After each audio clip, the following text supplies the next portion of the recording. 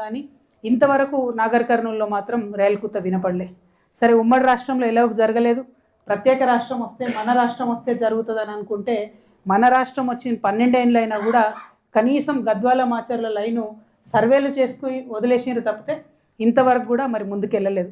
స్థానికంగా ఉండే ఎంపీ గారిని నేను డిమాండ్ చేస్తూ ఉన్నాను, మీరన్నా ఇప్పటికీ టేకప్ చేయండి. గద్వాల మాచర్ల లైను టేకప్ చేస్తే నాగర్ కర్నూలు నుంచి రైలు పోతే అభివృద్ధి అనేది ముందుకు పోతుందన్న విషయాన్ని ఈ సందర్భంగా గుర్తు చేస్తూ ఉన్నాం.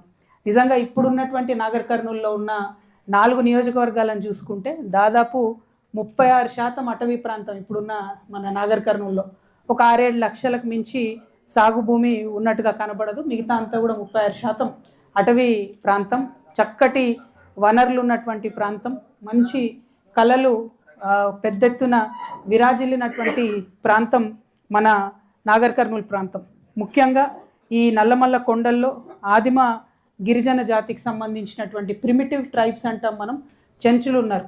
మరి ఈ చెంచు పెంటలకు మీ అందరికి గుర్తుండి ఉంటుంది, దాదాపు 14 ఏళ్ల క్రితం అనుకుంటా నేను ఆనాడు సాంబశివుడు అన్న ఉండే, సాంబశివుడు గారు ఇద్దరం కలిసి అప్పుడు డిబీర్స్ అనే ఒక డైమండ్ మైనింగ్ సంస్థను పెడతాము అని అంటే ఉమ్మడి రాష్ట్రంలో ఎట్టి పరిస్థితుల్లో పెట్టనిచ్చేది లేదు. ఇక్కడ పెద్ద పులి శాంక్చురీ ఉంది, పెద్ద ఎత్తున టైగర్ రిజర్వ్ ఉంది అమరాబాదు. ఆ టైగర్స్ డిస్టర్బ్ అవుతాయి, చెంచు పెంటలు డిస్టర్బ్ అవుతాయి అని చెప్పి ఆనాడు డిబీర్స్ మీద ఉద్యమం చేసి నేను సాంబశివుడు అన్న ఆపడం జరిగింది. ఆ ఒక్క కనెక్షన్ ఫస్ట్ నుంచి ఈ జిల్లాతోని మాకున్నది. తర్వాత తెలంగాణ రాష్ట్ర సాధనలో భాగంగా అనేక సార్లు నాగర్ కర్నూలు వచ్చిపోవడం జరిగింది.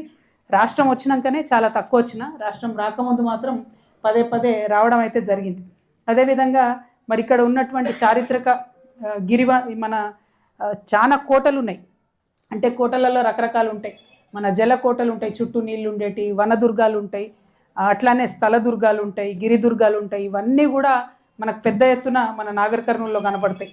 మరి అదేవిధంగా ఇప్పుడున్నటువంటి ప్రత్యేకించి మన కుంకుడుకాయలు, మన అక్కారం కుంకుడుకాయలు ఏవైతే ఉంటాయో ఇంటర్నేషనల్ మార్కెట్లో కూడా మంచి డిమాండ్ ఉంటుంది, వాటితో షాంపుల్ చేసేటటువంటి పరిస్థితి ఉంది.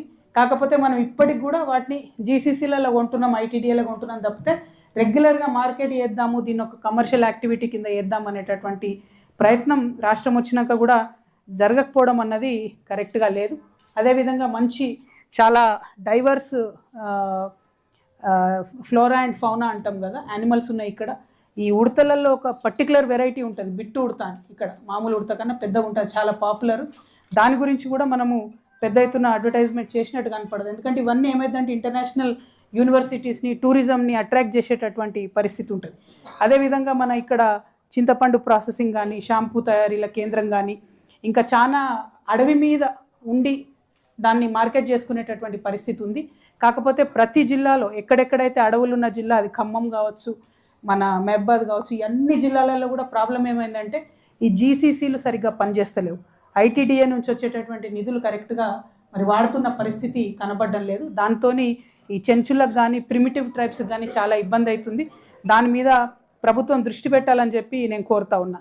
ఇక నేను ఇందాక చెప్పిన కళలకు కానాచిగా నాగర్ కర్నూలు ఉన్నదని చెప్పి పర్టికులర్లీ దాదాపు 5,000 పైగా ప్రదర్శన ఇచ్చినటువంటి హరికథకురాలు పద్మలయ ఆచార్య గారు కొల్లాపూర్ నుంచి ఆ మేడం ఉన్నది, ఆమె చాలా పాపులర్. అట్లానే ప్రముఖ వాగ్గేయకారుడు గోరెటి వెంకన్న గారు మొన్నటిదాకా కౌన్సిల్లో మాకు బెంచ్మేట్ కూడా.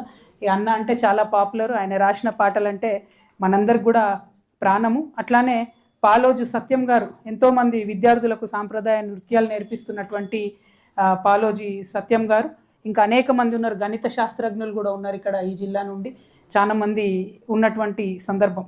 అదేవిధంగా మన జిల్లాలో క్వాడ్స్ ఎక్కువ ఉంటుంది. ఆ క్వాడ్స్ మినరల్ని మరి మైనింగ్ కొంత ప్రాబ్లమ్స్ ఉన్నాయని చెప్తున్నారు, కానీ ఆ క్వాడ్స్ మినరల్ అయితే మన దగ్గర ఉంటుంది. దాని నుండి జిల్లాకు వస్తున్నటువంటి ఆదాయం ఏంటి అన్నది మనం కొంచెం ఇంకా ఆలోచించి దాన్ని యూసేజ్లోకి తీసుకురావాల్సినది ఉన్నది. అట్లానే కృష్ణా దుందుబి కృష్ణా దుందుబి ఈ 2 ప్రధానమైనటువంటి నదులు. మరి ఈ 2 నదుల్లోంచే అనేకమైన ఇరిగేషన్ ప్రాజెక్ట్స్ కానీ అంతో ఎంతో సాగైతున్నది ఈ జిల్లాలో ఉన్నటువంటి సందర్భం. ఇక దేవాలయాలకైతే లెక్కనే లేదు, శ్రీశైలానికి ముఖద్వారంగా ఉన్నాం. నాకు బాగా ఇష్టమైనటువంటిది మల్లెల తీర్థం, చాలాసార్లు దిగి ఎక్కినాం. ఆల్మోస్ట్ నాగర్ కర్నూలు మన తెలంగాణ ఊటీగా చెప్పొచ్చు, అంత బ్యూటిఫుల్ ఉంటుంది ఆ క్షేత్రం. ఉమామహేశ్వర ఆలయం కావచ్చు, ఇవన్నీ కూడా చాలా పెద్ద ఎత్తున ఉన్నాయి. పర్టికులర్గా సోమశిల టు శ్రీశైలం ఆ టూరిజం స్ట్రిప్ కూడా మంచిగా ఉంటుంది.